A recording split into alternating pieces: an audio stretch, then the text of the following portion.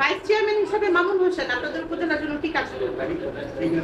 আমার আত্মবিশ্বাসে বলতেছি, মামুন সাহেব যদি আমাদের ভাইস চেয়ারম্যান হিসাবে আমরা সত্যিকার অর্থে পাই, তাহলে সিরাজদি খানে মানে আমাদের এই সিরাজদি খান থানায় যে উন্নয়ন কাজগুলি বাকি আছে সমস্ত কাজগুলি মামুন অবশ্যই করবে। আর মামুন একজন সৎ এবং নিষ্ঠাবান লোক, তার ভিতরে কোনো লোভ লালসা কোনোটাই নাই। সে শিক্ষিত, নম্র, ভদ্র। সেই হিসাবে মামুন সাহেবের মতন যোগ্য আর একজনও নেই, কারণ 10 জন আছে, 10 জনের মধ্যে কেউ নেই। আমার চোখে মামুন সাহেব বেস্ট। আমাদের সিরাজদি খানে ভাইস চেয়ারম্যান হিসেবে সবচাইতে যোগ্য, শিক্ষিত, সৎ, নিষ্ঠাবান আর ইয়াং বলা চলে, খুব ইয়াং।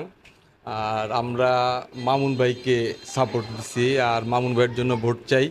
বৈদ্যুতিক বাল্ব মার্কায় মামুন ভাইকে সবাই ভোট দিবেন। আমি বীর মুক্তিযোদ্ধা একেএম শামসুদ্দিন আহমেদ খায়ের।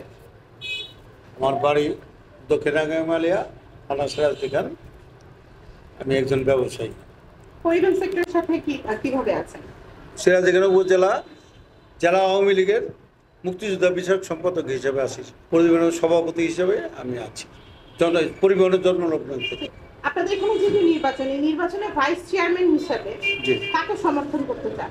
আমি ভাইস চেয়ারম্যান এক নজরে হোসেন মামুনকে সমর্থন করতে চাই। আপনাদের এখানে 10 জন প্রতিদ্বন্দ্বী, 10 জন প্রার্থী আছে, এতজন থাকতে কেন শুধু হোসেন মামুনকে? হোসেন মামুনের আমি বিগত দিন থেকে, আমার বয়স প্রায় 75 বয়স। ছোটকাল থেকে আমি এদের ফ্যামিলিগত ইয়ের সম্বন্ধে আমার আইডিয়া আছে। তারা একটা ভদ্র নর্ম ফ্যামিলির লোক এবং সুশিক্ষিত লোক, এবং এই ছেলেটা অত্যন্ত সুশিক্ষিত এবং শান্ত মনের লোক এবং খুবই আন্তরিকতার লোক। তাকে আমি আজ থেকে 10 বছর আগে থেকে তার সাথে আমি ব্যবসা বাণিজ্য করতেছি। তারে আমি ব্যক্তিগতভাবে চিনি।